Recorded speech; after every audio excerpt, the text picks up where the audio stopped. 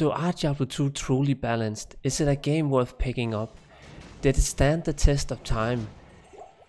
For a game that came out right before or after Blizzard made StarCraft 1, which I still think is an amazing achievement for Blizzard to do, doing an RTS that had multiple races back then and balancing the way they did, that was fantastic. And then it came out with a game that was, something completely different, and then Diablo 2 followed. I am amazed by how balanced this game is for being that old. You look at Diablo 3 where it's kind of centered around gear sets right now, so that's like a fair point. They want to push a few builds and then they make gear around that, so it's not really going to be balanced that much. But for a game this old, I am confident to say that this is one of the most balanced RPGs out there still today. I have shown on the channel that yes, the Sorceress and the Paladin is very strong for sure, but as the meme goes, the Sorceress is not generally, the only choice for having an endgame build that is affordable. There are other builds that can also fill that role, even if you are starting out fresh on the ladder or whatever. Oh, and I was de-syncing a bit there. But for sure, the best starting class will be the Sorceress, and it's just down to the teleport. Other classes can access the teleport, even like a nice little barbarian here with a wizard spike setup, but it comes at a much later point for gear progression. And I think the Sorceress has kind of always been like the meme class of Diablo 2, where everyone thinks that is the strongest class, and I wouldn't necessarily agree on that. I think it's just down to nostalgic reasons, because as I have shown on the channel, we have at least 25 builds in Diablo 2 that you can do for all the different classes that are all, maybe not A tier, but at least B tier, that good. So yeah, let's kind of explore this today, because I still like to believe that the balance that we have in Diablo 2 is quite an achievement for Blizzard. To have a balanced game that is this old is really rare, I would say. So I'm pretty confident that I will, change your mind about the Sorceress being the only viable class in Diablo 2. So of course, just a fun note, the oldest account I have is probably from around 2010, and it's the one that you are looking at right now. It's a meme, it's a total fun thing to see two Sorcerers, a Hammer Paladin, a Whirlwind Barb, a Wine Druid, a Yavason, and whatever Necromancer build, and a Trap Assassin. It's so generic and it's so flavor of the month, but that's what I rolled with for many years before I actually made a second account. But enough with my failing, let's move on. So let's take it from the top here, the Amazon. The Javelin and Spear skills in general only has two builds. That's kind of the sad truth. The Poison Yavason is a third build that you could consider, but I wouldn't really say it's that good. So for spear builds, there are Fend and there are the normal traditional Lightning Yavason that everyone knows about. That's two builds. Then for the passive and magic skills, that has always been a bit of a fun thing. There are people who are legit complete the game with pretty much only those abilities, etc. It's definitely a thing that you could say are a build, but I wouldn't really necessarily say it. And then we come to the bow and crossbow skills, which opens up a lot of choices. You could be either full strafe or full multiple shot, so that's two builds. Then you can either go full cold, not even having to use the last abilities, but it's general advice that you go down deep into the tree. So in total there could be as much as at least 5 viable endgame builds. That is a pretty hefty thing for like a melee kind of random class that doesn't really have a a great theme to it, a great story like a paladin, a sorcerer that is more defined in the lore, etc. So that's pretty strong, 5 builds that I would all say are viable for endgame. So then, with the Amazon out of the way, let's move on to the next class, the Necromancer. So as I was shown on the channel, in at least 3 builds, they are very close tied. There's some Necromancers probably just gonna win out, being the most popular in general as well, because it can perform at very low gear levels. In fact, it's the best starter build that you can do, next to perhaps a Sorceress due to it having teleport at level 18 already. So the Necromancer is very even. It doesn't really matter if you're doing like a summon Necromancer with full summons, or Poison over Necromancer, or Bone Spear, or Bone Spirit even Necromancer. they are very even. They are all gonna perform, you know, at end game level with the perfect gear, etc., quite evenly. I would say the most fun build for me personally is probably the Poison Over Necromancer. I find it to be kind of great with, you know, the mechanics behind lowering the resistance of mobs in general. I find that mechanic pretty interesting.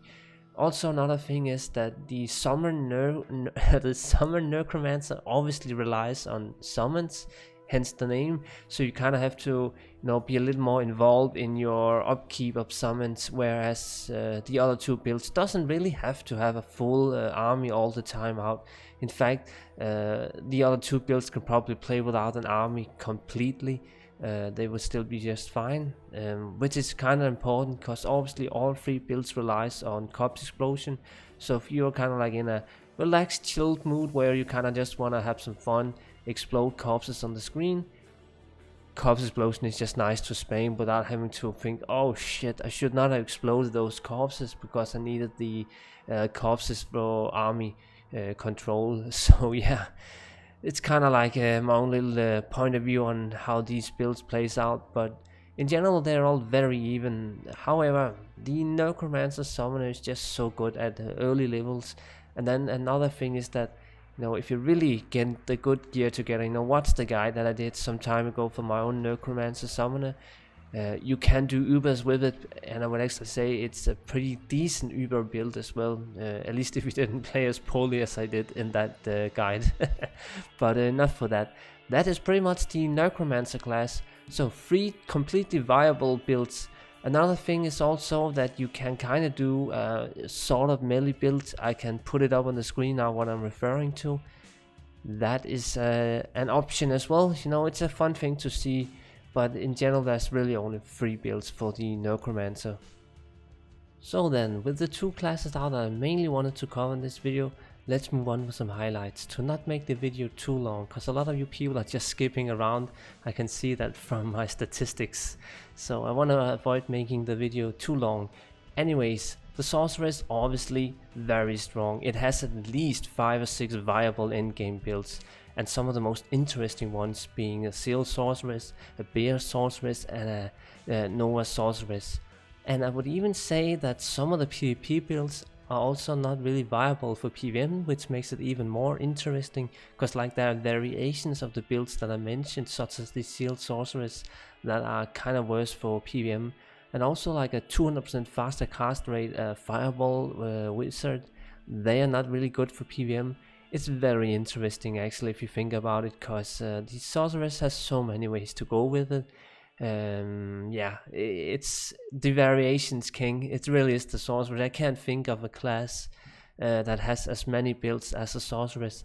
It would maybe just be the Assassin, which I can then talk about now. Coming into this class, I made a lot of guides for this in the recent year or so.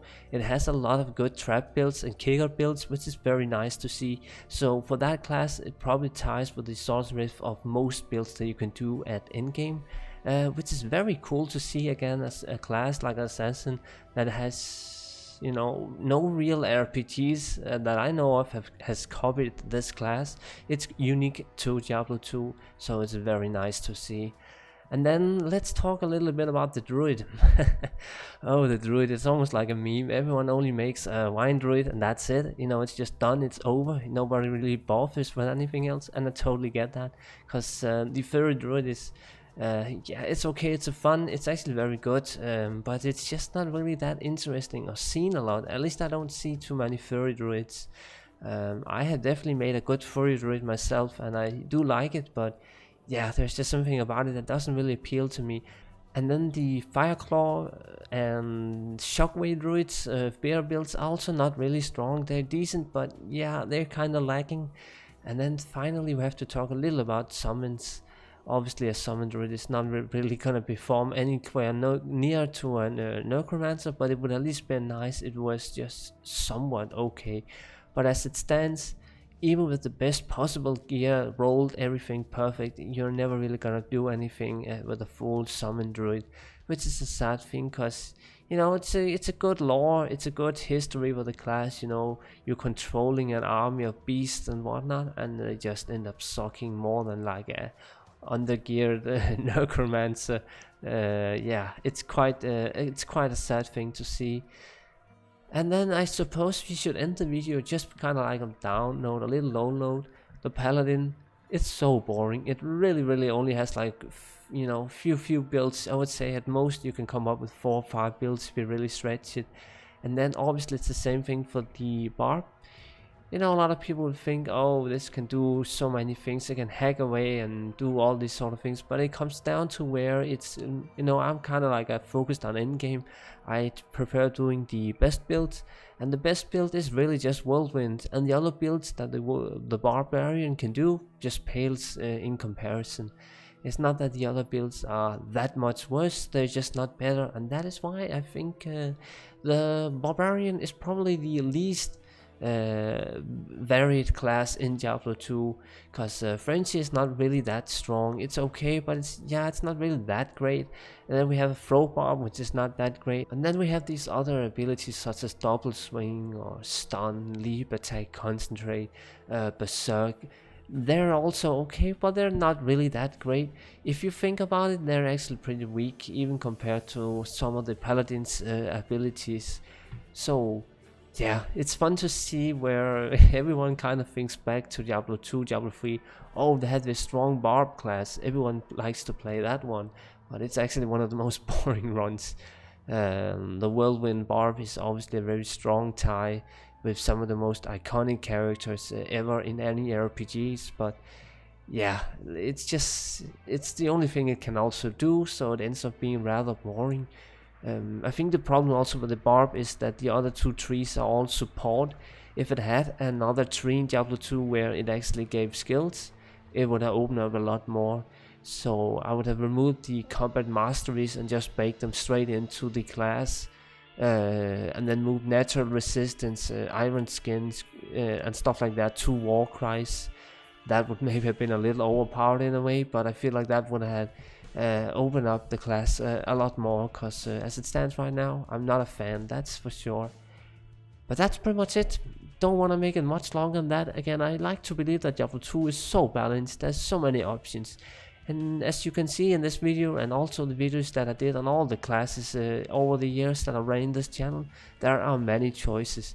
And for a game this old, I am quite surprised by that, because a lot of people, you know, they start to think about Diablo 2, they only think about, you know, Lightning Sorceress, a Hammer Paladin, and that's it. But there's really many choices if you're just like willing to dig a little deep, dig a little, you know, outside of your comfort zone, and watch maybe the flavor of the month or flavor of the decade perhaps for an old game like this one.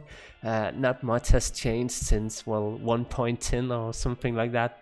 So yeah, that's pretty much it. That's all I got. So thank you so much for watching, and as always, have a good one.